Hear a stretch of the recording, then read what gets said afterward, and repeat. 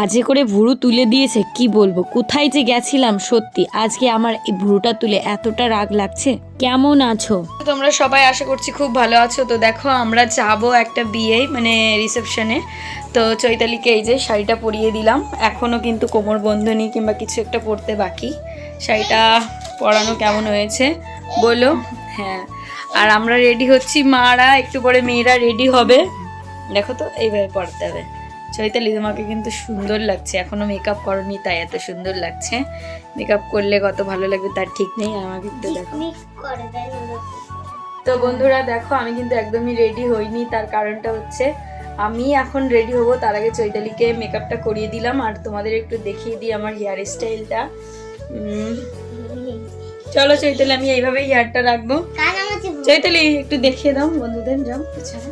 আজকে বিকালে গেছিলাম নলডুগাড়ি, সেখান থেকে ভেবেছি বোর জন্য কিছু গিফট কিনবো আর আমি ভুরুটা তুলবো। এত বাজে করে ভুরু তুলে দিয়েছে। আর দেখো এই গোলাপগুলো হচ্ছে সস্তার গোলাপ, যেটা হচ্ছে প্রতিটা বাড়িতে একটা ডাল লাগালে এই গোলাপগুলো হয়।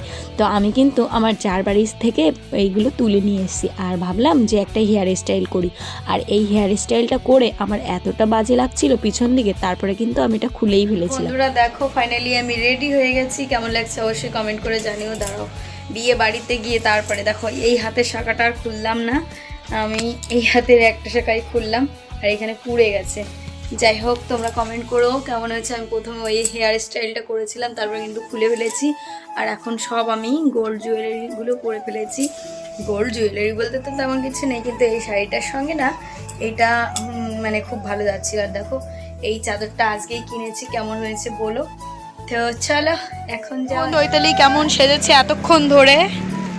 ওয়াও, ভেরি নাইস লাগছে, পুরো কি গ্লো করছে গো চৈতালি। তুমি চুল বাঁধলে কেন? চুল বলে ছেড়ে দিবা? ছেড়ে দাও, ভালো লাগবে। হ্যাঁ, এখন কিন্তু আমরা রেডি হয়ে বেরিয়ে পড়ছি। দেখো আমি আবার পোজ দিচ্ছি অন্ধকারে। যে মানুষটা আমাকে ক্যামেরা করে দিচ্ছে আমার বান্ধবী, কিন্তু ও ক্যামেরা সম্পর্কে কিছুই বোঝে না। মনে হয় যে ক্যামেরাটা কিভাবে ধরলে ভালো করে দেখা যাবে। তো চলো এখন যাওয়া যাক। এই যে আমাদের পাড়ার দাদারা রান্না করে দিয়ে গেল। খাওয়া দাওয়া করছিস? তাই আমাদের বাড়ি গিলি নেই সারাদিন। যাবো কি করে বল? তো তোমাদের কি বলবো বন্ধুরা, তোমরা যদি কোনোদিনও রাঁধুনি হায়ার করতে চাও অবশ্যই কিন্তু আমার কমেন্ট বক্সে কমেন্ট করো। কারণ আমাদের গ্রামে মানে আমার বাবার বাড়ির গ্রামের ছেলেপেলেরা এত সুন্দর রান্না করে, পুরো পশ্চিমবাংলা কাঁপাচ্ছে। এটা আমি সত্যি কথা বলবো, কারণ প্রতিটা জায়গায় যেভাবে সুন্দর করে রান্না করে আর খুব নাম, যেখানেই হোক না কেন দূর দূরান্ত আমাদের এলাকার ছেলেরাই রান্না করতে যায়। দেখো বিয়ের এই যে বৌভাতের প্যান্ডেলটা কিন্তু খুব সুন্দর করেছে, তোমাদের সঙ্গে তো প্রথমেই শেয়ার করে দিয়েছি। আর আজকে হচ্ছে আমার মানে বরের বন্ধুর বিয়ে, তার জন্য কিন্তু যেতে তো হবেই। তাই কিন্তু আমি গিফট কিনে এনে এখন দেব। তো আমি কিন্তু এর জন্য দুটো গিফট কিনেছি। প্রথমে আমি যে চাদর কিনেছিলাম ওই চাদরের চাদর, পরে কিন্তু আমি চাদরটা চেঞ্জ করে একটা শাড়ি দিয়েছি। আমার বরের মনোব্রত হয়নি, তো তারপরে দেখো ওনাকে শাড়িটা দিয়ে দিলাম। বউ কিন্তু খুব মিষ্টি হয়েছে। এখন আমরা বরের সঙ্গে পরিচয় করিয়ে দিচ্ছি। দেখছো এই ছেলেটা, ওইটা হচ্ছে বর। আর আমরা কিন্তু এখন সবাই মিলে দাঁড়িয়ে দাঁড়িয়ে শীতের ভিতর কাঁপছি, কারণ আজকে ঠান্ডাটা ভীষণ পড়েছিল। আর এই যে দেখছো এটা কিন্তু আমার যা, তো ও কিন্তু ওর বরের সঙ্গে এসছে আর আমরা কিন্তু হেঁটে হেঁটে এসছি। আমার বরের যেহেতু বন্ধুর বিয়ে তাই ও কিন্তু আগে ভাগেই চলে এসেছিলো। চলো তোমাদের একটু ফাইনাল লুকটা দেখিয়ে দিই, কারণ আমার বান্ধবী যে অন্ধকারে ফটোটা তুলেছিল মানে ছবিটা একদম ক্লিয়ার আসছিল না। এখন দেখো তো আমাকে কেমন লাগছে। আমার বর কিন্তু বলেছে আজকে আমাকে খুবই সুন্দর লাগছিল। তারপরে কিন্তু শীতের ভিতর একটা চাদর নিয়ে এসেছি, ওটা কিন্তু কাঁধেই ছিল। তারপরে মেন কথা আমি মানে এখান থেকে কফি খেয়ে নিলাম, আর কফিটা বেশ ভালো লাগছিল, গাটা বেশ গরম হচ্ছিল। দেখবে শীতের সময় যদি ঠান্ডার ভিতর একটু গরম গরম কফি পাওয়া যায় তাহলে কিন্তু খুব সুন্দর গাটা গরম হয়, সেটাই করছিলাম। তো আমরা একটু পরেই খেতে বসবো। আর এখানে কিন্তু কন্যাযাত্রীরা ঢুকেও গেছে, আর আমরা কিন্তু বাইরে দাঁড়িয়ে আছি। একটু পরে টেবিল খুঁজবো, তারপরে বসবো। তার আগে কিন্তু তোমাদের সবটাই দেখিয়ে দিলাম। চলো তোমরা আজকের ভিডিওটা দেখতে থাকো, আশা করছি ভালো লাগবে। আর এখানে দেখো চৈতালির মেয়ে আর আমার মেয়ে মিলে দুই বোনও মিলে ফটো পোজ দিচ্ছিল, তার ভিতর একটা কুকুর ঢুকে গেল। তারপরে কিন্তু ওরা ভয় পেয়ে গেছিল। তারপরে যাই হোক চলো এখন একটু ভিতরে গিয়ে ঢোকা যাক, কারণ ভীষণ পরিমাণে ঠান্ডা, মানে আজকে মনে হচ্ছে শীতটা খুব পড়েছে। আর এই বিয়েটা জানো তো 25শে ডিসেম্বর, সরি 15ই ডিসেম্বর ছিল, আমি কি বলছি। তো ততদিনের ভিডিওর ক্লিপ এখনও পর্যন্ত রয়েছে। আর একটা দিদিভাই তো আমাকে খুব ভালোভাবে কমেন্ট করে, করে, অনুপমা দিদি। তো সে বলেছে তোমার ভিডিও আমি সবসময় খেয়াল রাখবো, তোমার পাশে থাকবো, কিন্তু লাইক আর কমেন্ট করি চাই না করি।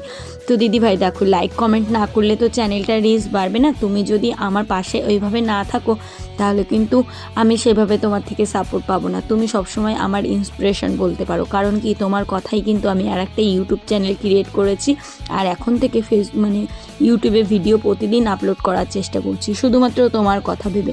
কারণ আমি মনে করি আমার একজন হলেও শুভচিন্তক আছে, তাই জন্য কিন্তু আমি ভিডিওগুলো এইভাবেই শেয়ার করার চেষ্টা করছি। জানি আজকের ভিডিওটা একটু অন্যরকম হবে, তার কারণটা হচ্ছে আমি কি সেইভাবে শ্যুট করিনি, জাস্ট একটু ভিডিও করতে হয় করেছি, কারণ আমার মনের অবস্থা একদমই ভালো নেই।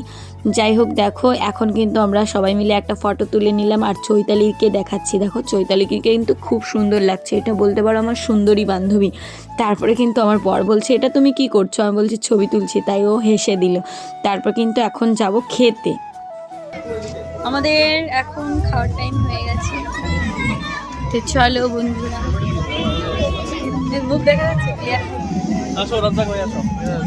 কেমন আছো ওরা? আর এখানে দেখো খাওয়ার টেবিলে কিন্তু আমরা ব্যাচ ঢুকবো জন্য এই টেবিলটাকে বলে দিলাম, আর বললাম রান্না বান্না কেমন হয়েছে। বলছে খুবই ভালো হয়েছে, একটু ডালটায় নুন বেশি হয়ে গেছে। যাই হোক, আমাদের দাদারা কিন্তু খুব সুন্দর রান্না করে, বলতে পারো আমাদের গ্রামের প্রতিটা ছেলেই রাঁধুনি। যদি বলো 12 বছর থেকে শুরু করে ওরা মনে হয় 500-600 জনের রান্নাও করে দিতে পারবে, এত সুন্দর রান্না করে, তাও হাই কোয়ালিটির। যাই হোক, এত কথা বললে তোমরা ভাববে যে ঢপ দিচ্ছি, অ্যাকচুয়ালি তাই না।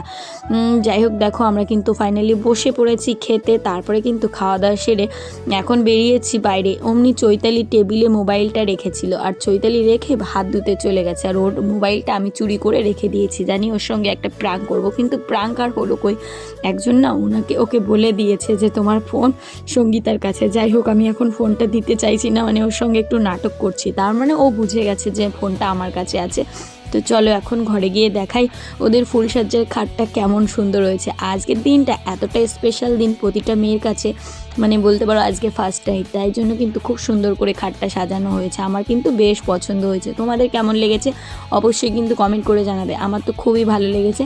আর এই শাড়িটা জানো তো আমার বর আমার বিবাহবার্ষিকী দিয়েছিল, আর আজকের দিনটাই হচ্ছে আমাদের বিবাহবার্ষিকী, মানে যেহেতু 15ই ডিসেম্বর বিয়ে হয়েছে, তো 16-17 ডিসেম্বর হচ্ছে ওদের ফুলসজ্জা, মানে কি রিসেপশন ছিল। যাই হোক, ফুলসজ্জা বলছি যেহেতু ফুলের সাজানো খাটটা দেখেছি। যাই হোক, কত সুন্দর লাগছে বলো।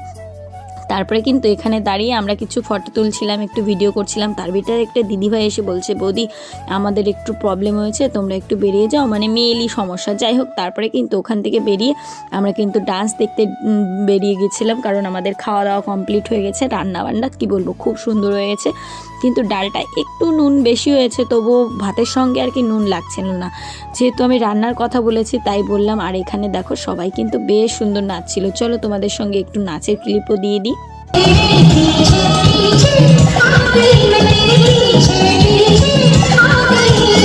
না বাবা, বেশি দেয়া যাবে না, তার কারণটা হচ্ছে ইউটিউব বাবাজি আবার আমাদেরকে ছাড়ে না, সব কিন্তু নজরে রাখে। কে কি ভুল করছে না করছে তার কিন্তু কড়াই গন্ডা হিসাব দিয়েই দেয়।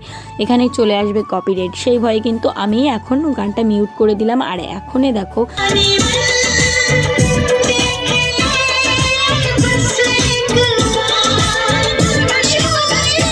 তো বুঝতেই পারছো বিয়ে বাড়ি রিসেপশন বাড়ি কতটা আনন্দ হয়। আর এরপরে কিন্তু আমি এই যে বরমশাইকে ধরে নিয়ে এসেছি, এটা হচ্ছে মানে রিসেপশন যার হচ্ছে সেই, তো ওকে ধরে নিয়ে এসে একটু নাচ টাচ করলাম, খুব ভালো নাচছিল, ওর মনে খুব আনন্দ। যাই ধরে নিয়ে এসে নাচলাম কিন্তু।